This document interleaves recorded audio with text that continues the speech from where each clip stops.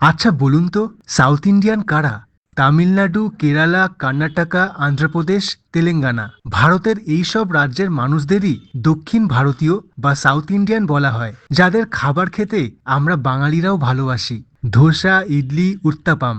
এই দক্ষিণ ভারতীয়রা 19 শতাব্দীর শেষের দিক থেকে কলকাতায় আসতে শুরু করে। তারা দক্ষিণ কলকাতার লেক মার্কেট, রাসবিহারী এভিনিউ, মনোহর পুকুর, শরৎ বোস রোড এবং কালীঘাট এইসব অঞ্চলে তাদের বসতি স্থাপন করে।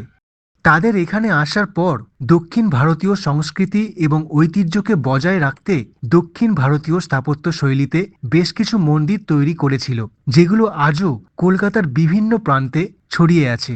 তাদের মধ্যে যেগুলো গুরুত্বপূর্ণ এবং বিখ্যাত, সেই মন্দিরগুলো কোথায় কোথায় রয়েছে আপনাকে এই ভিডিওর মাধ্যমে ঘুরিয়ে দেখাবো। নমস্কার, আমি অরিত্র।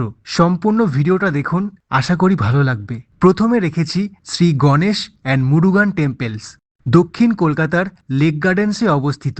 1974 সালের মার্চ মাসে এই মন্দির স্থাপিত হয়। মূলত যারা তামিল সম্প্রদায়ের দক্ষিণ ভারতীয় এবং স্বর্ণমর্গ সাউথ ইন্ডিয়ান ট্রাস্টের সদস্যরা মিলে তাদের ধর্মীয় সংস্কৃতি ও ঐতিহ্যকে বজায় রাখতে এই মন্দিরটি তৈরি করার উদ্যোগ নিয়েছিল। দক্ষিণ ভারতীয় শৈলীতে যে মন্দিরগুলো তৈরি করা হয়, সেই স্ট্রাকচারগুলোকে বলা হয় গোপুরাম বা রাজগোপুরাম। এই লাল রঙের চিহ্নটা হচ্ছে ভেল বা বল্লম, যার ওপর তিলক আঁকা আছে। মুরুগান ঠাকুরের প্রধান অস্ত্র। প্রবেশদ্বারের ওপরেই আছে শিব পার্বতী। বাঁদিকে রয়েছে রাম দরবার, রাম, সীতা, লক্ষ্মণের মূর্তি। এই মন্দিরে দুটো গর্ভগৃহ রয়েছে। একটা গণেশ ঠাকুরের গর্ভগৃহ, ভারাসিদি বিনায়াগার গণেশজি, যাকে বিঘ্নহর্তা বলা হয়, যিনি বুদ্ধি, সিদ্ধি এবং বাধা বিনাশের প্রতীক। তার পাশে রয়েছে আইয়াপ্পান, কেরলের প্রধান দেবতা। পৌরাণিক কথা অনুযায়ী ভগবান শিব এবং ভগবান বিষ্ণুর নারীর রূপ, যিনি হচ্ছেন মোহিনী। তাদের সন্তান হল এই ভগবান আইয়াপ্পান। পাশাপাশি রয়েছে আরও অনেক ভগবানের কোষ্ঠী পাথরের মূর্তি। গণেশের গর্ভগৃহ দেখে মন্দিরের আরও ভেতরে দেখতে পেলাম মুরুগান ভগবানের মন্দির। এই মুরুগান হচ্ছে গণেশের ভাই, যাকে আমরা কার্তিক বলি। এই মন্দিরে মুরুগান ঠাকুরের গর্ভগৃহ রয়েছে। মুরুগান ভগবান হল শিব পার্বতীর পুত্র সন্তান। তামিলনাড়ু বা তামিলদের প্রধান দেবতাদের মধ্যে একটা। তারা বলে থাকে মুরুগান হল তাদের সুরক্ষার প্রধান প্রতীক। তার প্রধান অস্ত্র হল ভেল, যেটা শক্তি, জ্ঞান এবং অধর্ম নাশের প্রতীক। তার দুই পাশে আছে তার দুই স্ত্রী, ভাল্লি আর দেবযানী।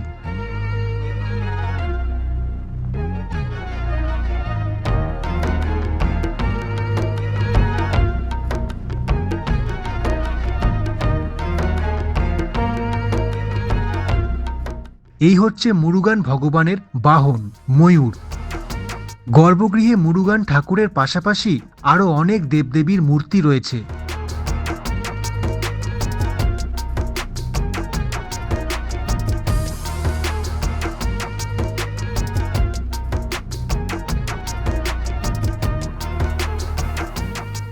মন্দিরের চারপাশে আরও অনেক কিছু দেখার আছে।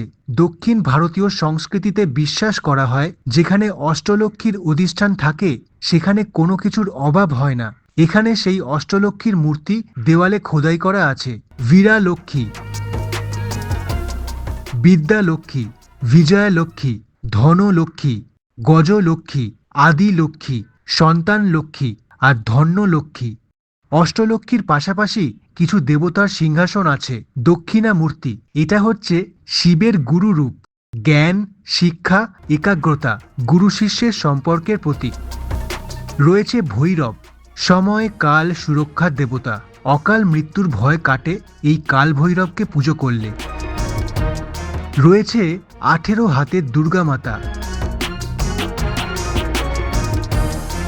মহালক্ষ্মীর মূর্তি, পাশে শ্রীকৃষ্ণর মূর্তি। এই গণেশ মুরুগান মন্দিরের সময়সূচি জানতে চান? কখন খোলা থাকে? সোমবার থেকে শনিবার সকাল 8টা থেকে সকাল 10:30। শুধু রবিবার দিন সকাল 8টা থেকে সকাল 11টা পর্যন্ত খোলা। আর প্রতিদিন বিকেল 4:30 থেকে রাত 8:30 পর্যন্ত খোলা থাকে। সকাল 11টা থেকে বিকেল 4:30 পর্যন্ত ঠাকুরের দর্শন বন্ধ থাকে। তবে কিছু বিশেষ অনুষ্ঠানে সারাদিন মন্দির খোলা পাবেন, যেমন গণেশ চতুর্থীর সময় থাইপুসাম পুজো, যেটা হলো ভগবান মুরুগানের সবথেকে বড় পুজো, জানুয়ারি বা ফেব্রুয়ারিতে হয়। আর মকর সংক্রান্তি বা পোঙ্গাল। মূল মন্দিরের পাশে একই রাস্তার ওপরে আছে আরেকটা মন্দির, শ্রীরাম বালাজি টেম্পল। এই মন্দিরের ভেতরে ছবি তোলা বা ভিডিও করতে দেয় না। সামনে রয়েছে সোনালী রঙের ধ্বজ স্তম্ভ। এই মন্দিরে এই প্রসাদটা দিয়েছিল। একে বলে দধি অন্নম, তামিল ভাষায় বলে থাইর সাদাম, আর আমাদের ভাষায় দই দিয়ে ভাত, ইংরেজিতে কার্ড রাইস। কিভাবে আসবেন? ম্যাপটা ভালো করে দেখুন। কাছাকাছি রয়েছে লেক গার্ডেন্স রেলওয়ে স্টেশন, সেখান থেকে হেঁটেই চলে আসতে পারেন। পাশে রবীন্দ্র সরোবর মেট্রোটা কাছে, সেখান থেকে অটো করে প্রিন্স আনোয়ার শাহ রোড ধরে নবীনা সিনেমা রাস্তাটা ক্রস করে লেক গার্ডেন্সের রাস্তা ধরে চলে আসতে পারেন এই মুরুগান টেম্পেলে। 58/14/3 lake gardens, Kolkata 45। এরপর রেখেছি আরেকটা অচেনা দক্ষিণ ভারতীয় মন্দির, শ্রী গুরু ভায়ুরাপ্পান টেম্পল, দক্ষিণ কলকাতার দেশপ্রিয় পার্ক কালীঘাট এলাকায় অবস্থিত। বলে রাখি যে এর ভেতরে ছবি তোলা ভিডিও করা একদমই বারণ। 1987 সালে ভিত্তিপ্রস্তর স্থাপন করে। 1995 সালে প্রতিষ্ঠিত হয়েছিল এই মন্দির। তারপর 2016 সালে এর ভেতরে আরও অনেকটা জায়গা জুড়ে সংস্কার করা হয়েছিল। দেখতে একদম কেরলের আসল গুরুবায়ুর মন্দিরের মতন।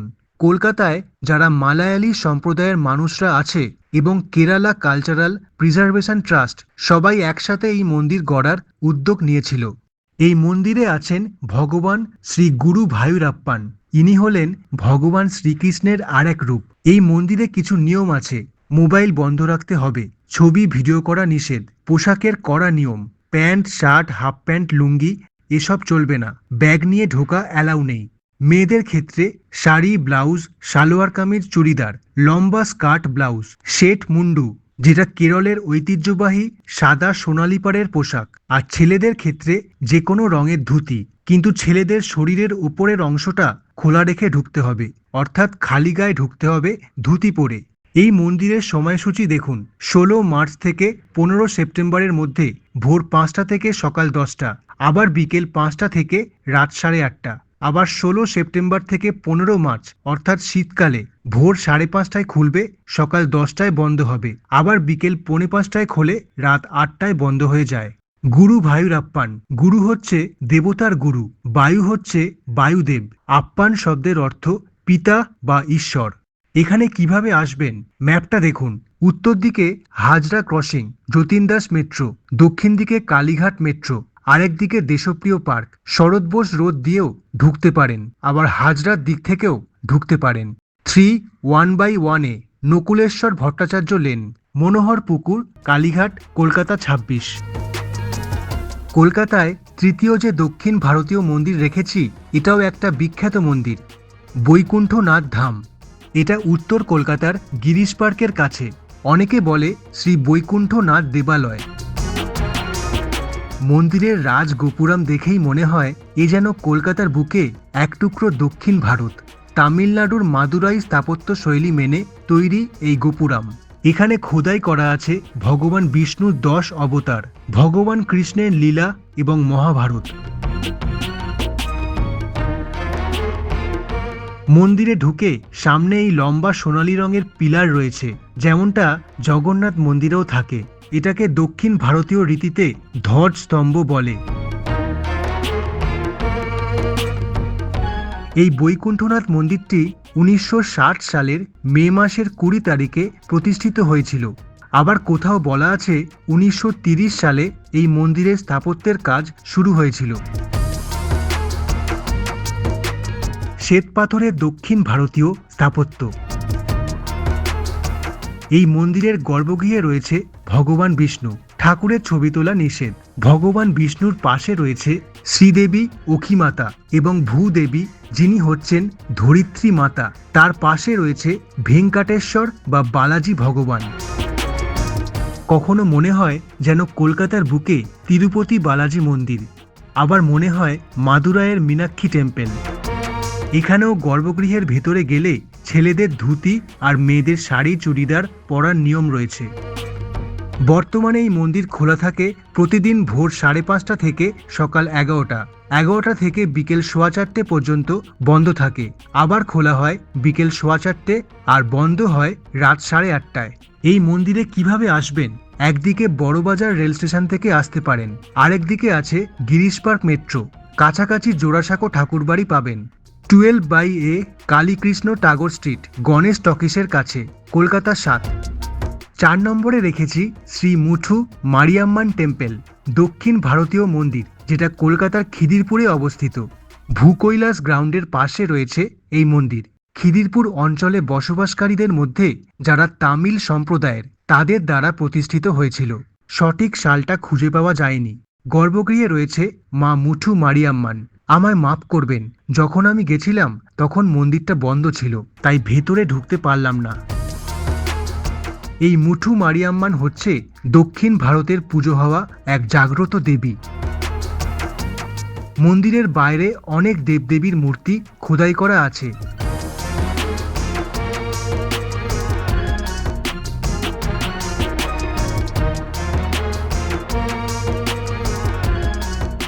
শিব পার্বতীর মূর্তি, শীষনাগের ওপর ভগবান বিষ্ণু। এই মন্দির খোলা পাবেন সকাল 6:30 থেকে সকাল 11টা পর্যন্ত। তারপর আবার খোলা হয় বিকেল 5টায় আর বন্ধ হয়ে যায় সন্ধ্যে 7:30টায়। কিভাবে আসবেন? ম্যাপটা দেখুন। সব থেকে ভালো উপায় খিদিরপুর স্টেশন থেকে যেতে পারেন। পাশেই রয়েছে জগন্নাথ মন্দির, আর বাসে গেলে নামতে হবে খিদিরপুর ট্রাম ডিপো বা বাবু বাজার। সেই গলির ভেতর পাবেন খিদিরপুরের জগন্নাথ মন্দির। তাহলে কেমন লাগলো আমাদের শহর কলকাতার 4টে দক্ষিণ ভারতীয় মন্দির? আপনার মূল্যবান কমেন্ট করবেন অবশ্যই। আরও বেশি করে সাপোর্ট করুন এই চ্যানেল, যাতে আরও ভালো জায়গার ভিডিও করতে পারি। আপনি ভালো থাকুন, ভালো করে ঘুরতে থাকুন। ধন্যবাদ।